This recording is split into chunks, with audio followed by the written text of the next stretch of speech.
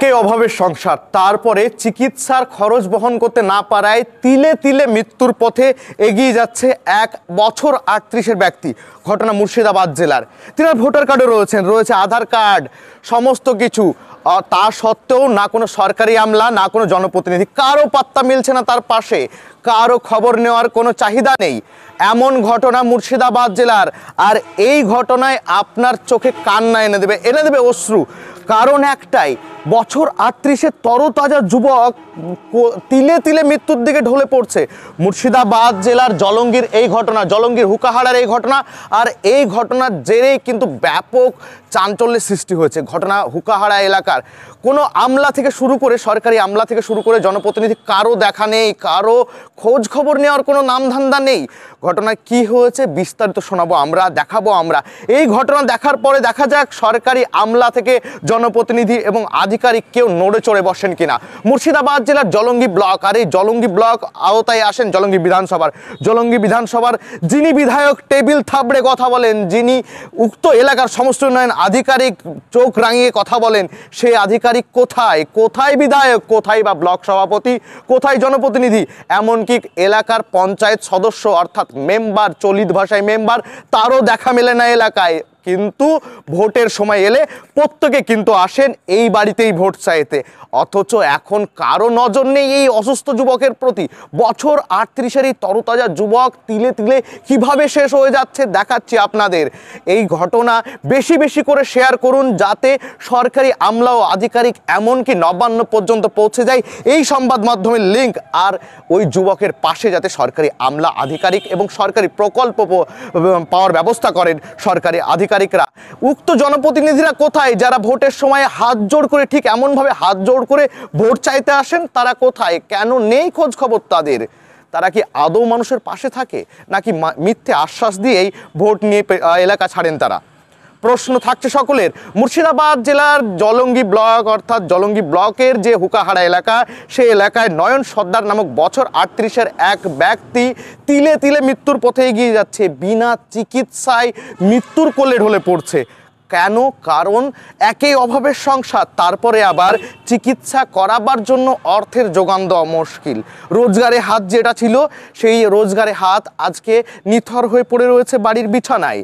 আর তার কারণেই আজকে অভাবের সংসারে চিকিৎসা করাবার জন্য অর্থের অভাব, মূলত ভাতের অভাব, তারপরে আবার চিকিৎসা। অতিরিক্ত কপালে ভাঁজ ফেলেছে এই চিন্তায়।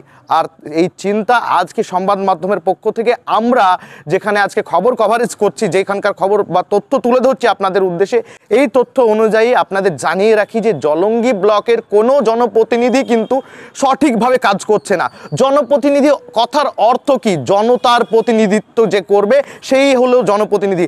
আর এই জনপ্রতিনিধি জনতার কোনো খবর রাখে না। জনদরদি নয় জনপ্রতিনিধি। জনপ্রতিনিধি যদি জনদরদি হতেন তাহলে আজকের এই নয়নের চিকিৎসার ব্যবস্থা করার একটা আশ্বাস মিলতো, নয়নের চিকিৎসার ব্যবস্থার জন্য অর্থের যোগান মিলতো চাঁদা, মিলতো অর্থ। শুধু তাই না, জনপ্রতিনিধিদের একাদোষ দিলে হবে না। কোথায় সরকারি প্রকল্প যেখানে টেবিল বাজিয়ে, যেখানে দামামা বাজিয়ে আনুষ্ঠানিকভাবে মঞ্চ তৈরি করে বারবার বলা হয় গরিবের জন্য এই প্রকল্প, দুঃখীদের জন্য এই প্রকল্প, অসুস্থের জন্য এই প্রকল্প? কোথায় সেই খ্যাত? কোথায় সেই অর্থ? কোন কাজেই বা ব্যবহার করা হচ্ছে অর্থ? দিনের পর দিন আমরা দেখছি একাধিক দুর্নীতি, কিন্তু সেই দুর্নীতির পাশাপাশিও যদি 10% কাজ মানুষের জন্য করা হয়, তাহলে হয়তো এদের মতো, নয়নের মতো মানুষের চিকিৎসার মেলা সুবিধা হয়। চিকিৎসা মেলা ভার যেখানে হয়ে দাঁড়িয়েছে, সেখানে চিকিৎসা মিলতে, সুযোগ সুবিধা পেতে মানুষ এগিয়ে আসে। আজকে যাদের আপনারা নজরআন্দাজ করছেন, আগামী দিনে তাদের কাছেই ভোট চাইতে যাবেন। কোন মুখে চাইবেন ভোট? যেখানে না চিকিৎসায় মরণের পথে এগিয়ে যাচ্ছে নয়নের মতো একজন 38 বছরের যুবক। এই ছবি দেখে কি মনে হচ্ছে যে নয়নের বয়স 38? নয়নের এখন দেহাংশ দেখার অবস্থায় নেই। খবরটা কিন্তু এক অন্যরকমভাবে উপস্থাপনা করা হচ্ছে। আজকে গলা ফাটিয়ে চিৎকার করা হচ্ছে, কারণ যাতে এই আওয়াজ পৌঁছে যায় সাধারণ মানুষের কাছে, এই আওয়াজ পৌঁছে যায় জনপ্রতিনিধিদের কাছে, আমলাদের কাছে। এই আওয়াজ পৌঁছে যাওয়াতে যদি একটুখানি সহযোগিতা হয় নয়নের, একটুখানি যদি চিকিৎসার ব্যবস্থা করতে আমরা সফল হই, আপনি সফল হন, যদি সরকারি আমলাদের একটুখানি মন নরম হয়, যদি জনপ্রতিনিধিদের দরদ বেড়ে ওঠে একটুখানি, এ কারণেই আজকের এই চিৎকার চেঁচামেচি। মুর্শিদাবাদ মুর্শিদাবাদ জেলার জলঙ্গির হুকাহাড়ের এই ঘটনার খবর এক অন্যরকম খবর উপস্থাপনা আমাদের আপনাদের জন্য। কালকে নয়নের জায়গায় যদি আমার কিছু হয়, কালকে নয়নের জায়গায় যদি আপনার কিছু হয়, তাহলে কোথায় যাবেন, কি করবেন? ভাবুন আজকে থেকে। নয়নকে সহযোগিতা করুন। নয়নের চিকিৎসার জন্য সরকারি আমলাদের ফোন নাম্বারে পাঠিয়ে দিন এই খবরের লিঙ্ক। সরকারি আমলাদের পাশাপাশি জনপ্রতিনিধিদের কাছে পাঠিয়ে দিন এই খবরের লিঙ্ক। নয়নের পরিবারের কাছে সহযোগিতার হাত বাড়িয়ে দিন। মুর্শিদাবাদ জেলার জলঙ্গি থেকে ক্যামেরায় রাকেশের সঙ্গে রফিকুল ইসলাম, টিভিএন।